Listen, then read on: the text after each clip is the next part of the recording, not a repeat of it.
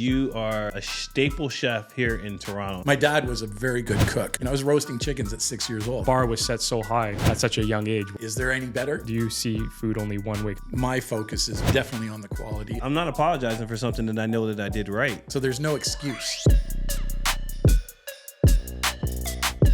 Just a chef with so many accolades. I'm not going to read them off because I'm not going to remember to mess it up. Try, give it a shot. Yeah. He's an Iron Chef winner, which is freaking nuts. And he's so much more. We're going to find out, though.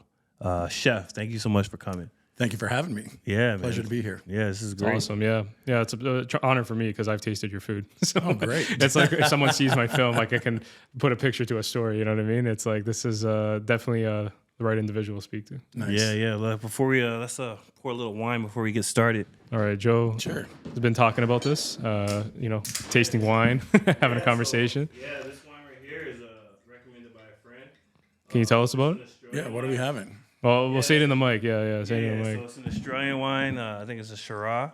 I don't know too much more about this, but my friend said it's a good wine to start a podcast with. So Oh, wow. That's where we are. So we got podcast I'm not wine. a wine connoisseur. What are we finishing with then? Yeah, Yeah, conversational piece. Yeah, it's just a conversational piece. yeah, 100%. But yeah, cheers. Well, cheers, boys. Cheers, Yeah, guys. yeah, cheers. Did you know it's not classy to actually clink? Oh, okay. Yeah. I was trying to. You left me hanging there. I was Yeah. trying to clink your glass. Yeah. Yeah, I don't know. You learned that, or it's always the been a thing? Vikings did that because they were Ready for battle. no, because like they poisoning. So when you Oh. clink and then the liquid goes into each other's. Oh, So they you did it know on they're purpose. not poisoning, Oh, right? okay. Yeah. So the fluids, Playing it safe. yeah. And then they don't clink with you. There You're you go, Hey, Yeah. So- This so- is not good. Yeah, so chef, thank you for being here. You are a staple chef here in Toronto and Canada, which is really awesome. Can you take us back to some like the beginnings of your chefhood? Like, when did you want to become a chef, or did you want to do something else? No, well, it was weird. I was living in Spain at the time, and and I've been going since I was 6 years old because of my stepfather. And we just traveled all around Spain all the time and ate all this incredible food, like fresh seafood that you just don't see. It's right out of the Mediterranean. We'd be like down in Alicante, and we'd go down to the to where the fishermen all the boats come in, and my first experience with a monkfish. Yeah. And you're looking at this ugly head. It was just like, I'm like, 9 years old. Repulsive, going, yeah. what is this? Yeah, and then, yeah. Poor man's my lobster. aunt took it and she cooked it up for us and, made us paella and all this. And it was like, I started going, wow, this is kind of interesting. And I just started cooking myself. My dad was a very good cook. I mean, he was born in Indonesia and from German descent, of course. Oh, wow. But he just grew up eating all these incredible flavors, like Indonesian food. And so he would cook that for us all the time. And I'd be eating a dish called bami, which is a noodle dish, and it's made with this dried shrimp paste. And I mean, the smell. So I got thrown into all these smells and flavors at a very young age. So I developed a palate, and I knew when food wasn't right. And I knew when fish was like, this doesn't taste right at a very young age. Right. I was roasting chickens at 6 years old because my parents showed me how to do it. That's I was awesome. Wow. Making my own French fries, and they were just like, "What's going on?" Yeah. And especially at a tender age of 6, right? Like, Yeah. like as a 6-year-old, well, I give pride to my parents, especially my mother. She's a fantastic cook, but even for yourself, right? Like to come as a 6-year-old, not like 6-year-olds could probably say, they came from a background where they're able to adopt such a palate. Right, Yeah. such a quality palate. Like they're eating chicken fingers and fries. You're roasting chickens. You're eating more palatable. My parents were always about good, healthy food. Like my dad, our That's dinners, awesome. there was always a small salad beside the plate. Yeah. Yeah, So you were that's eating how I was salad. raised, There was yeah. always lots of vegetables. Yeah. But everything was cooked properly. I grew up on like vegetables that were like from the ground. from the ground, Yeah, but from the also ground, that they man, weren't overcooked. No, for sure. Yeah. And That's what I'm saying. You're kind of spoiled in a way or conditioned where it's like quality. So Yeah. the bar was set so high at such a young age where you can't acknowledge anything else. Quality. That's Yeah. So how do you know quality? Like what we're eating today is just wild. So you talk about those experiences, and like I've had some similar ones as well. My grandma cooking like fried chicken, and like this was a recipe that I had when I was, I don't know, 5, 6 years old, and I've been trying to recreate it my whole career. Right. But like, I can't recreate everything that was involved. I can buy the flour, I can buy the salt, but the chicken was backyard organic chicken. Wow. Right. You know, and like Grass-fed. that's the recipe. That's the actual recipe, right? And so like quality ingredients is very important, and it changes over the time, like over time in general, like beef, chicken, fish, farm raised, you know, like there's different ways to raise it, right? So like how do you see the agriculture over the last 20 years? It's just 20 years. Has it changed? Is it changing a lot or a little bit? I'll even go back 40 years. Okay. Wow. Because when I started. Right. So, you know, I started with Michael Statlander. Yeah. At his restaurant at Queen and John, called Statlander's after his namesake. And, you know, there wasn't a lot of stuff in Canada back then that was, I mean, there were farmers, there were some organic farmers, but not a lot came to the restaurants. Like, you know, there was a company called, I believe it's called Eurofax or something like that. And it was we get all our, you know, Norwegian salmon and, you know, everything fresh from Europe. Even our oysters, some of our oysters came because it still wasn't built enough up back then. And it was the whole scene back in 1983 in the early 80s of Toronto it was a very exciting time because there was a lot of new people coming. Jamie Kennedy, you know, kicked in, Michael kicked in, and, you know, there was to name a few. I mean, there's a whole bunch, but these guys really started the movement of bringing in local and sourcing out the farmers and, you know, really trying to make a difference in the food scene and creating something different. I mean, with Statlander, I started off doing Nouvelle Cuisine, French. Yeah, French. And it was just like that. My bar was set up here. So, you know, everywhere else I went afterwards, it was like, I was always trying to pursue getting up to that bar and, you know, and starting to go out and meet the farmers and, you know, and becoming friends with them and seeing how we could get stuff down to us. And slowly, you know, that movement really started bringing it all down, and you could find a lot of great quality ingredients. Mm-hmm. So it was a long process, and where we are from then to now. I mean, now you can get anything you want in the world. You know, it's like, you know, we're such a multicultural city or a country that you know, the food terminal. You go down there, you can get any kind and every kind of vegetable that you want. And we take it for granted, right? Because like I'm not a cook, and like we don't really think about it like that, right? Yeah. That we have accessibility, like especially the Western world, North America, to all these different fruits and vegetables and a variety. Maybe too much in a way, right? But that's what allows us to, like yourself, like in your profession, to expand your palate and experiment with new foods. For someone that maybe in a different country, a more isolated country, has a disadvantage. Yeah. Right?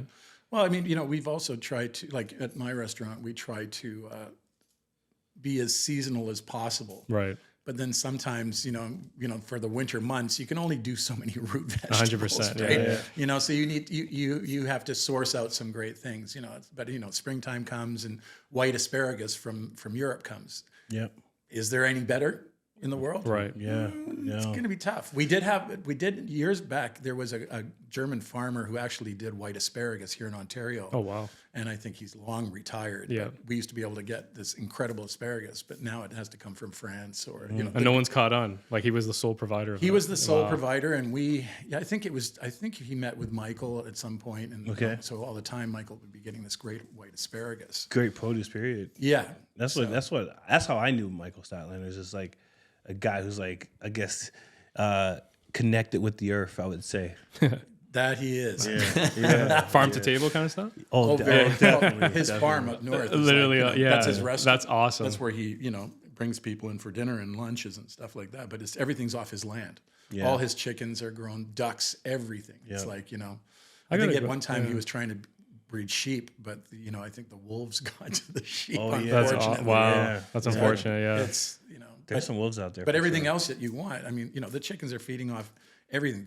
He has some of the best pigs I've ever had in my life. You know, it's absolutely delicious. That's awesome. We actually have a couple of legs that we're breaking down to make schnitzel next week. So he has a full-fledged wow. farm working. Yeah. Wow, that's awesome. Oh no, it's a full working farm. Full working farm. Yeah. But it's also where he goes out and, you know, we do the Wild Leek and Maple Festival every year. Wow. I don't think it's happening this year, but unfortunately, Oh yeah. that's, you know, we usually have, it's about 300 people come and walk the fields and all these food stations all over the place. And everything has to be made with maple syrup or wild leeks. Yeah.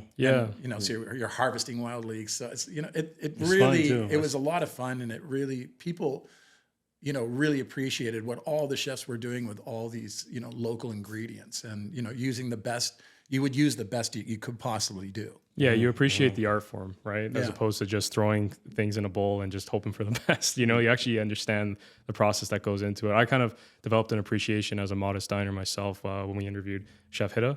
Yeah. You know, because he has a small farm attached to his home that supplies Flame and Smith. Right. And I don't know, just learning. Obviously, I'm not from your background, I'm not a chef, but just learning the process while interviewing him, and like how he was explaining the beets that he grows and all the different turnips and things like that.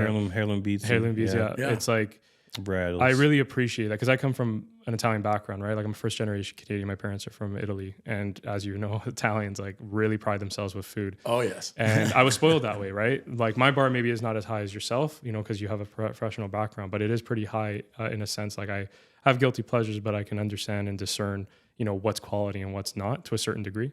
And I think that's so important to kind of start to understand like what you're ingesting, you know, like what you're consuming. I mean, And I think that's what's been lost, yes, you know, and it's when you talk to people in general about it, they're like, I have no idea where it comes from. yeah, exactly. Oh yeah, it's a farm somewhere, but no, but this one's a local farm here in Ontario that takes pride and care. And this pork that came from this farm is humanely raised, and it's, you know, when it's slaughtered, it's humanely slaughtered. Right. I mean, some people go, how do you say How do you that? humanely? But it's Yeah, like, I know. well, it has to happen somehow, but at least it's done properly. It's not And a they're- slaughterhouse. and they're happy animals, you know. So it's Yeah. like, and you know, Michael's pigs, they're eating lobster shells, everything eat that good. Oh, they eat so Better well. than us. And the flavor is incredible. But yeah, it turns out I was going to say in the actual food, right? That's being Well, produced? definitely with pork. Like pork, you can definitely taste what they eat in a way, like what they're raised on. If they had a like calm lifestyle, sedentary lifestyle. Yeah, I mean, you won't know that. I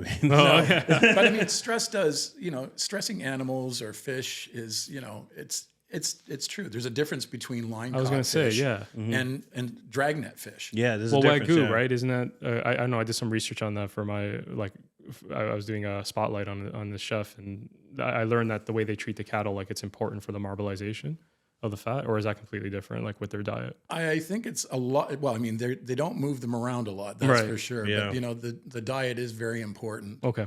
You know, I mean, we've all heard the story of, you know, the monks massaging the cows. And the cows I've are actually- being fed beer. I've You never know, heard that. No, No, I just heard they roam open grasslands, but that's cool. Yeah. You Yeah. know, they're fed beer. They're now there's A7 Wagyu, which is ridiculous. A7. Yes. Well, I thought A5 was the top. No, A7 is illegal in America. Actually, Why is that?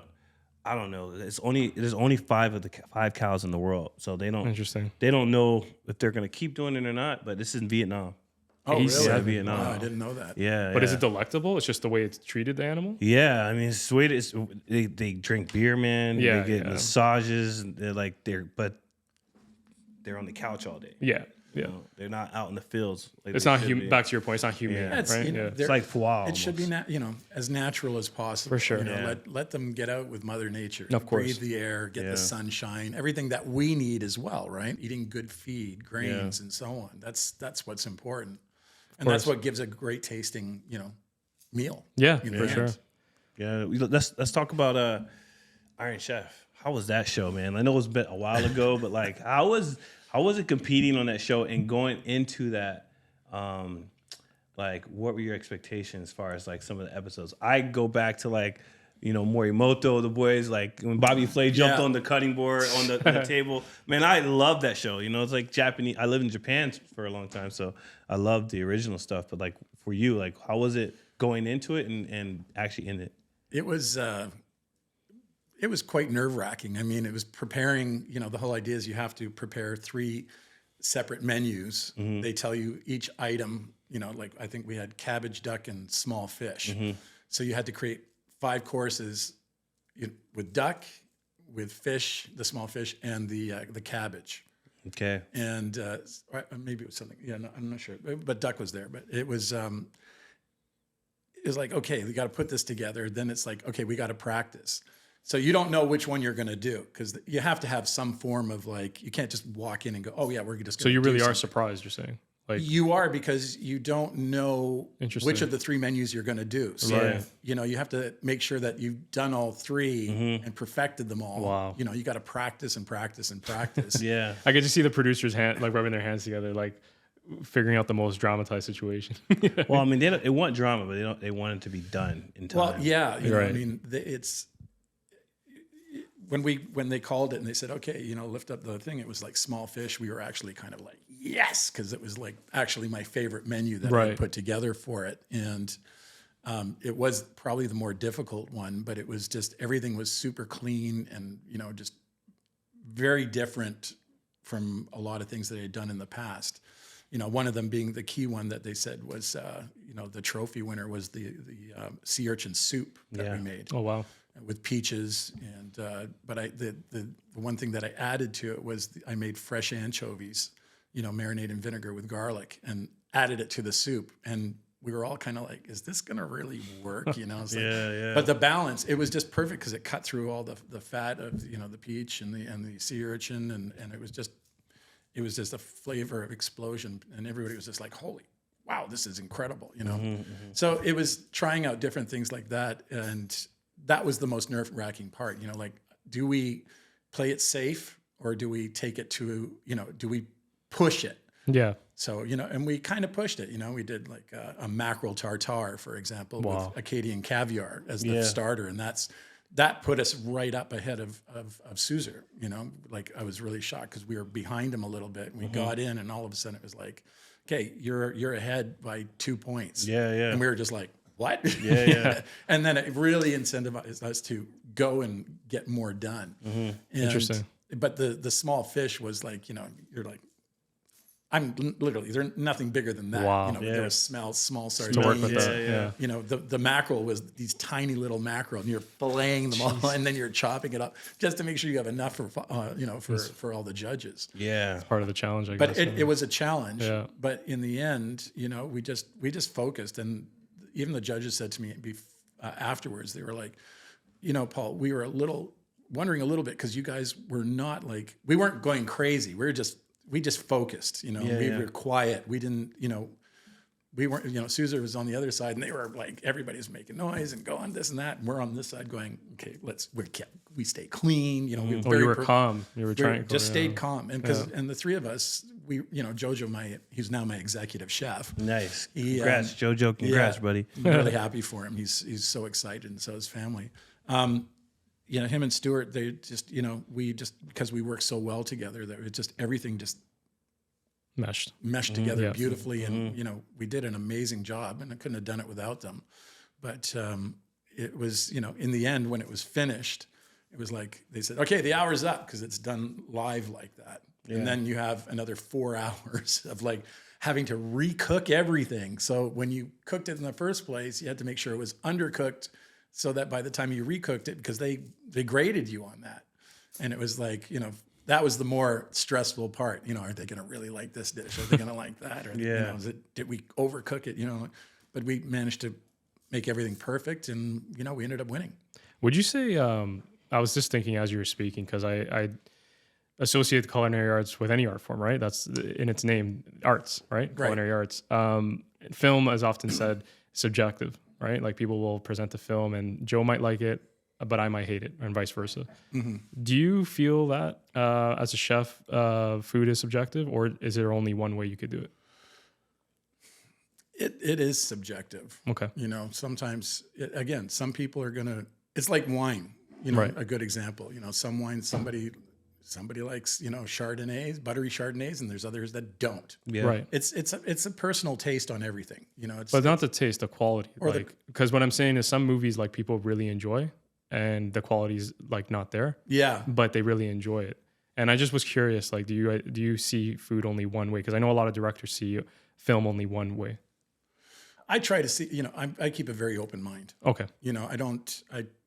I do the best of my abilities. Right. And, I'm all about, people coming in to enjoy everything. So I'm all about making sure that everything that we have on our menu is great. It's really good. Yes.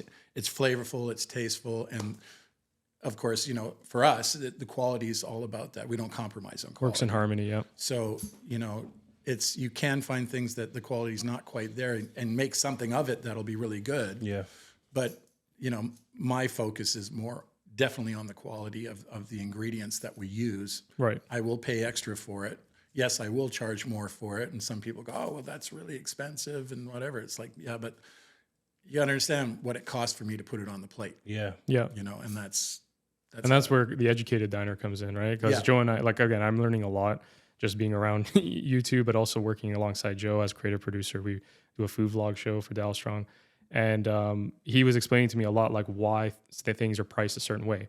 Now, some owners maybe gouge that price, right, on purpose, or because they're, going along the ride with inflation. But there are some that, like Joe, that serve, and yourself, that serve quality ingredients that are justified. And if you're a novice diner, as someone we know told us, you won't understand that. You'll be ignorant to it. Yeah, I mean, there's room for ignorance there for sure. I mean, like, there's a lot of people that don't understand the elements of a restaurant. You got to turn the lights on, so there's a bill there. You got to pay your staff, so there's a bill there. The staff's got to use their hands to create amazing food, sauces, and butchery, and that skill was paid for in school. Like, you want to break it down granularly, then it's a lot of cost. And then the ingredients, and then the farmer, you got to get paid, and then the supplier, then fuel. Everything. I mean, you speak of fuel. I mean, now, there are suppliers that are adding on a delivery charge. Delivery now, charge. And you're just like, yeah. A delivery charge wasn't a standard before. No. Wow. What they're doing that because these trucks have to come to the city. Mm-hmm. They're getting tickets, parking tickets. Of course, yeah. They're traffic. It's hard for them to park. Like, it may take an extra hour. Like, yeah, there's these things are getting tacked on, and customers don't understand that. Like, you can't make this filet mignon with this beautiful peppercorn sauce at home the way we make it. And sit down and relax and have a nice glass of wine the way we're going to serve it to you, and sit in this ambient restaurant the way that you're going to have it. You want to do it at home? Go ahead. But it's not going to be the same. It's not going to be the same. You lose something. You go out. There's a reason why people still choose the restaurant scene. Exactly. And as a filmmaker myself, I get really hard bent on the fact that people will say theaters are dead and it's a dying industry, because it's like, I think people will still go to the theater, as with Dune Part 2. I'm not sure if you watched it. Not yet. Yeah, but like, I'm just saying, you watch that film, and that's like to the degree of you guys, right, as like culinary professionals, that you can't make that on your iPhone. You can't make that with a bunch of tripods, and you know what I mean. Like, that requires years and years of dedication and talent that you experience at a restaurant. Yeah, right? I mean, you gotta love cooking too. I mean, I know a lot of people that love it and do it at home, but those people couldn't do it in a restaurant. Interesting. Like the pressure you're saying? No, it does. Yeah, the pressure. But like, yeah, you can you can go to and grab Julia Child's cookbook and break down a recipe and make a bourguignon. No problem. You can do that if you can read and you understand math. You can do that. But like, you don't get you can't do that in a restaurant for 500 people a day for 4 or 5 years.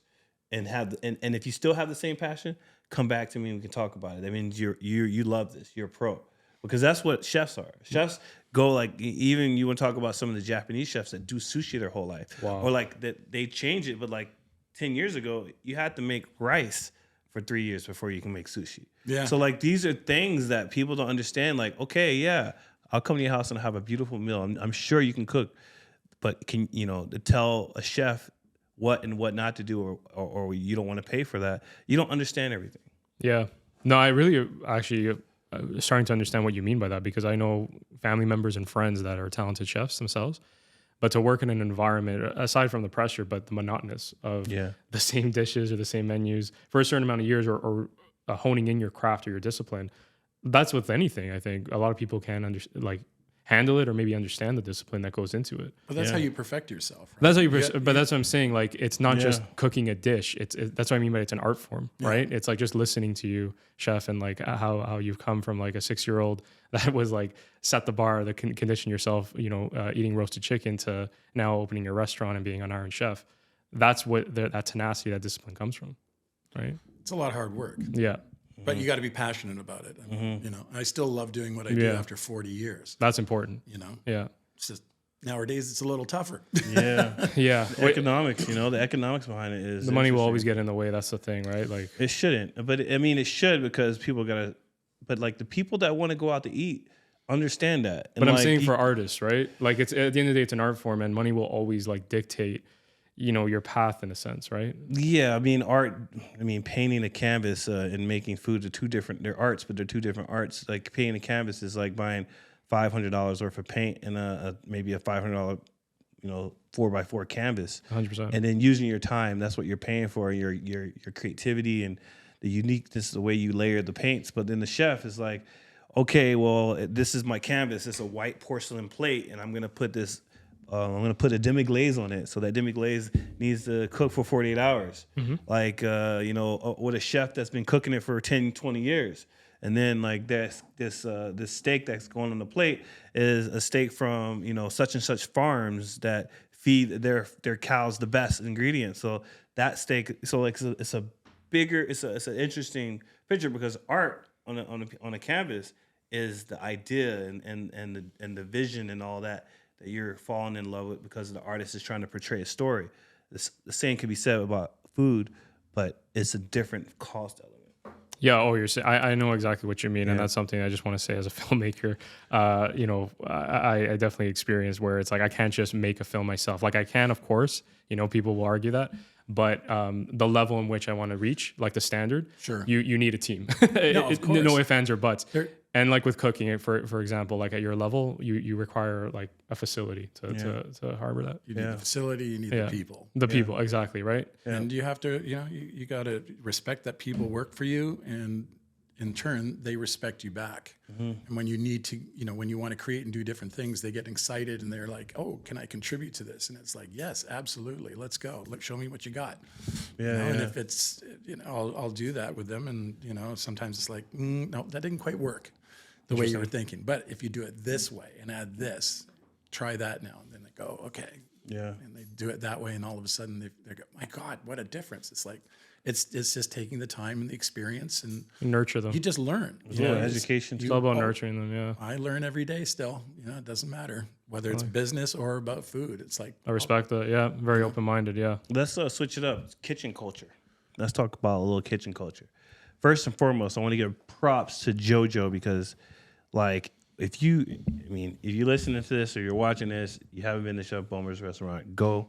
It's a beautiful restaurant, absolutely amazing, and chef himself is amazing. But his sous chef, now executive chef, is a rare breed in my mind. And I've never worked with him, but I worked indirectly with events that I've hosted. And the guy is a gem. He's the kindest person in the room. And it doesn't matter which room you're in. He's a kind person, and he can cook his heart off. And kitchen culture, you don't meet people like that all the time. no.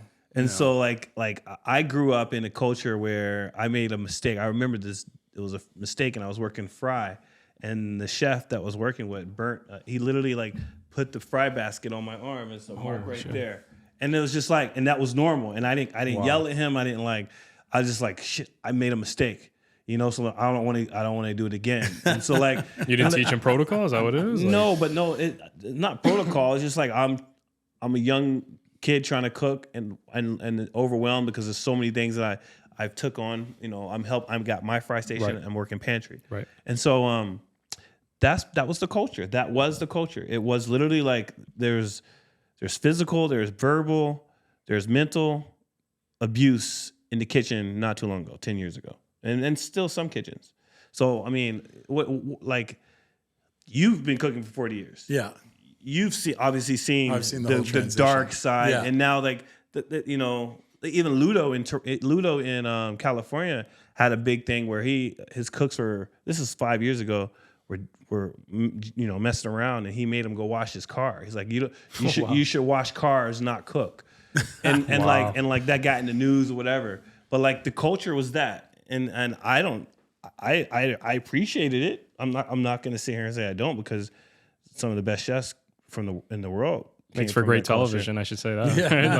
Like we all know who we're thinking of when we think. But that's not needed. So what's your take on that whole 40-year, I guess? Yeah.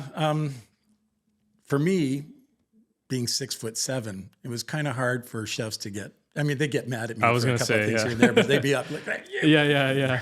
and I'd be looking down at them going, really? You really want to do that? I'm holding a knife. Either fire me or, like, I don't know, but Gotcha. come on. So, but I also picked up early that, just work hard, and pay attention. If you fuck up, it's okay. Yeah. But there are chefs out there that would, kick you in the butt, or they, push you around, or, go clean the toilet, this, you're not worth shit. You can't cook, blah, blah, blah. And I think that culture has changed a lot. I mean, nowadays too, you have to be very calm, because people are very sensitive these days. Cancel culture is real. Cancel culture is like, I've had a couple of servers where they've wow. I've gotten mad, not at them directly, but Right. it's like, I'll drop the plate on the pass the other day and it shattered, right? And I guess, well, that customer's not having that dish, because it had to come back because of a screw up. But it was like, it wasn't directed at them personally. It was just, I'm mad because it's in the middle of service, something coming back I don't like. And, but everybody else in general understood, they're like, yeah, okay, I get it. Like, let's make sure that this doesn't happen again. And then afterwards go and talk to them. You have to afterwards go and say, Explain hey, the situation. listen, I'm not apologizing for this, but I'm just letting you know that it's like, these are the situations that happen.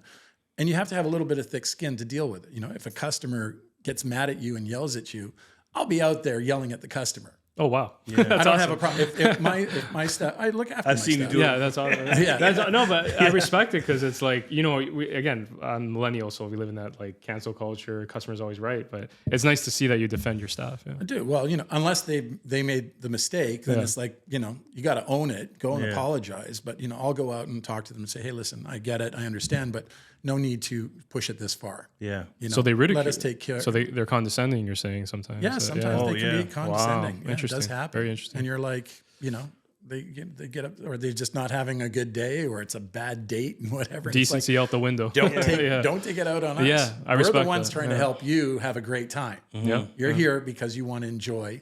You want to be told what to eat. You want to be told what to drink, really. Yeah. Because you want to go out. I don't want to. I want to sit there and just have food come to me. Yeah. Doesn't matter what it is. I just want to eat. I want to try it. I want That's to eat how it. we are. I trust Joe's palate, so I'm like, whenever we sit down, he's like, "We're gonna have this, and that." I'm like, I order because I want to see how they do. 100%. That's the Yeah. chef's interpretation. But I just go along with it. I'm like, hey, if yeah. a chef's ordering for you, it's got to be good, and Yeah, it of always course. is. So yeah.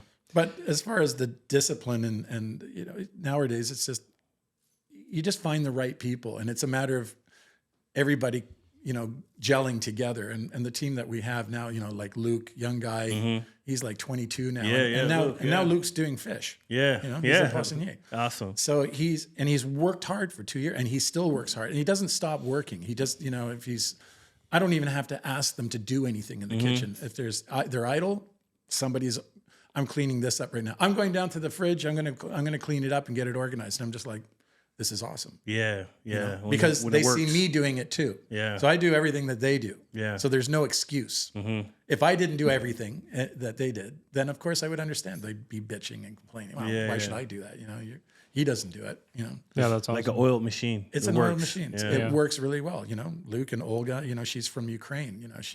Her English is very limited, but we all have we've all worked it out together. We figure it out. And if I'm trying to explain something to her, it's like, okay, Google Translate, boom, here. Yeah, and she yeah. goes, oh, That's okay. awesome. And boom, off she goes and does it. That's awesome. Right. And Thank God for great. technology. Yeah, that is Right? like Yeah. amazing. Yeah. Yes, you can pull out your phone now if they're the translation, but that's it.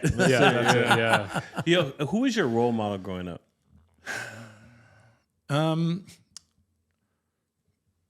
Chef wise, Anybody? anybody. Yeah. My dad played a big role in my life. You said something in the last thing, in your last comment about I'm not apologizing, and that that was my dad written all over it. It was just like a male figure in my life all over it, because Yeah. I'm not apologizing for something that I know that I did right, but I'll let you know why I did that. Exactly. And we live in a very apologetic society, and forcefully apologetic. So like that's really cool. So what was amazing about your pops?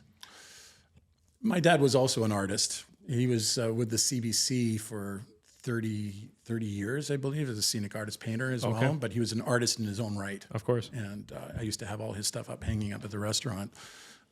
He was just a very kind and gentle man, and he just taught me to respect people, respect everyone. You don't have to apologize for you would always say, you don't have to apologize for something that you feel is right, as you had said, but you can explain as to why you believe you're right. Yeah. And, you don't always have to apologize for everything. It's ridiculous. It's like, I'm not sorry for everything. I am not. Why should I be? Yeah. If you don't, you're not happy with how I say things or how I do things, So are you problem? that's your problem, not mine. Yeah. Why am I conforming to how you want me to speak? Or you can't say that I'm too sensitive about that. It's like, well, It's not my problem. back in the day, it's Yeah. like, we said all this stuff and everybody took it, it was like no big deal, and everybody, It builds character. it builds good right? character. And nowadays it's just like, sometimes you're like, wow. Yeah. Yeah. So no, I'm not sorry. Yeah. There you Yeah. go. No, that's well said, and you should have that conviction in yourself. And speaking from someone that's more towards that generation, let's be honest, more of a representative figure. That's why Joe and I get along. We actually had this conversation extensively. I come from a very conservative household, very old school. My mother especially told it as it is. If my work wasn't done right, or if I didn't do it well, she would say things like, "If you're gonna do it right, or don't do it at all." Like it was a very cutthroat. She had a lot of love for me, but she always She has a lot of love for you. she has, yes, of course, yeah, she has a lot. yeah. She's still here, but what I'm saying is, never conform, never apologize. Of course, things offended me, like especially as you're getting older, your formative years. Like, why would you say that, Mom? You know what I mean? And you understand that you need to build that thick skin, especially for the industry that I want to pursue, but in any industry. Like, I'm baffled by people crying, or trying to cancel others, or exuding all this emotion in the comments, expelling all this emotions in the comment section of social media, trying to hurt someone else because they're offended. And it's like, what are you going to do in the real world?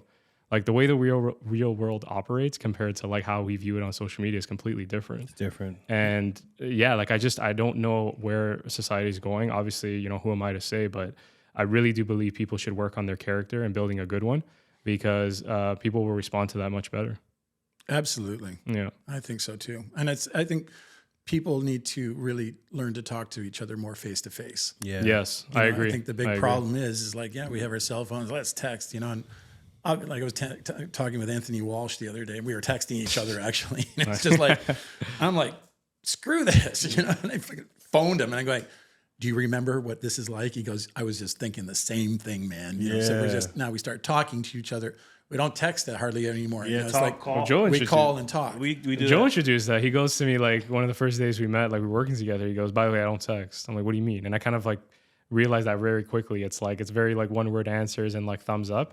And then he'll just call me out of the blue. And then we have that kind of relationship now. It's like, yo, what's going on? So much in clarity, man. It's there's war, there's wars, there's people who've gotten shot over a text message 100%. because it's misinterpreted. Yes. Look, I had a very hard English problem because I lived in Japan for 10 years. Right. And then when I turned, whatever age, I moved to America, but I only had like 2 years, 3 years of American school or English school. Right. I was mostly in Japan learning, English as well, but the grammar is so different. And so like I make mistakes and like I'll text something and it'll be misread and and it is. I had dyslexia when I was a kid as well. So that was compound everything, right?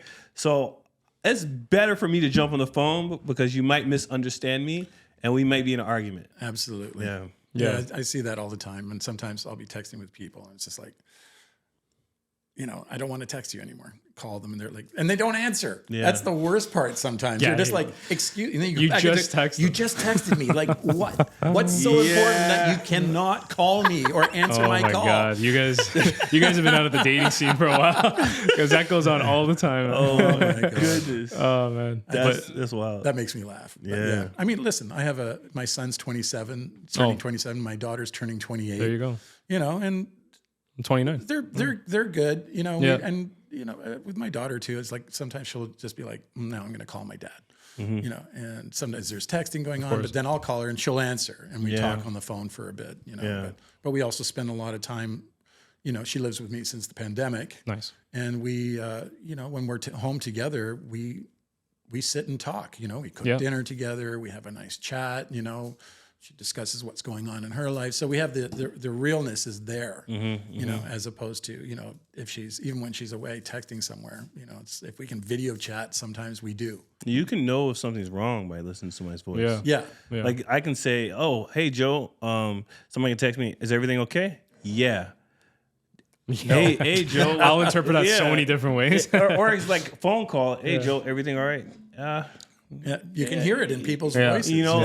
And you can be helpful, and you can understand there's just a distress code.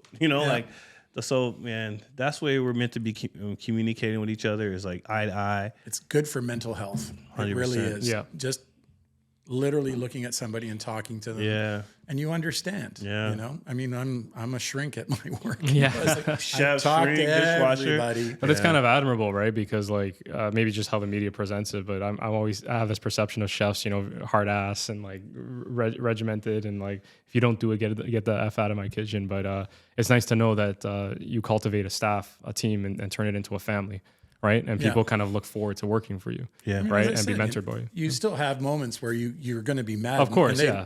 I mean, they just look at me sometimes and they go, "Oh boy, he's pissed." Yeah. It's just like, "Argh." Yeah. But it's out of love, in the sense of you're not trying to hurt anyone. No, right? it's about, listen, we got to do the job properly. What are you guys doing? It's like, food will come up and I feel the plate and the plate's cold. Oh wow. With hot food on and going, what's going on here, guys? Yeah. And they're looking at me like, what do you mean? The plate's cold. Well, no, it isn't. It's like, yes, it is. Take it and feel it. Oh, what's the rule of thumb with this? Hot plates keeps the hot food out. So when it goes out to the table, it stays hot. Still hot. But if it's cold, it just, the plate's cold. Then the food, by the time the customer gets it, it's sort of lukewarm. Yeah. So Also the impression on the customer, like it works for me. Like there's a when reason they deliver it with a towel, they're like, "Don't touch it, it's hot." I'm like, "Oh, this thing's fresh," I'm gonna eat good tonight. But that's good. Yeah, It's good that but it's also it's a hot psychological plate. component as well, right? Like there's a lot of there's a craftsmanship involved in the. I think maybe because I'm an artist, right? I can really understand and appreciate the fine details that go into it. Yeah. It's so true, man. Hot plate, hot food. Hot topics. It's hot topics. There we go. No, but this has been great. Just getting to know you firsthand. Obviously, I've had the privilege of sitting at your restaurant. Oh, thank you. When you hosted the Dow Strong Christmas party. Yeah. Oh, yeah. That was a lot of fun. That And was fun. I still think about the dish that I was eating. I can't remember the name for the life of me. Don't hate me, but That's all right. it was a veal, I think, or a beef. What was the one? Oh, Joe veal had it too. tenderloin or something. Yeah, Veal the tenderloin? veal tenderloin. It was so tender, man. Yeah, Like it was just good. I didn't have There to was put a much. gnocchi. It was a really good meal. There's a puree and stuff. Yeah. What was your favorite meal ever? What chef? What restaurant? Oh, so Le Bernardin. Okay. I went there. I've been there twice. I went for lunch for my birthday last year, Yeah. and everything was phenomenal. Like just all the dishes were just wow, blew my mind. Yeah. But the one that really impressed me the most was the first time I went for dinner. It was just the service. I mean, there was two of us sitting at the table, and we had like 5 servers, sommelier, and all just for us, and we're like, what's going on here? And then as the food came out, it was just it's just hard to say which was your favorite dish. They were all just Good. perfectly orchestrated. Everything was great. The plates were just phenomenal. Yeah. So it's kind of hard to say which one was my favorite out of them all, but it's mostly seafood really, and it was just perfectly composed, perfectly cooked. Chef, thank you so much for taking the time to come on the Thank you for having me. podcast. I really appreciate it. Yeah, It's good talking with you guys. Yeah, getting to learn more about yourself and your profession. Definitely, you gain a lot more respect for the craft and the culinary arts. Just seeing people firsthand that work in the business. Yeah, for sure. It's been real. It's been good. Until next time. Sounds good, man. Of course, that's the move, That's guys. the move. Take care.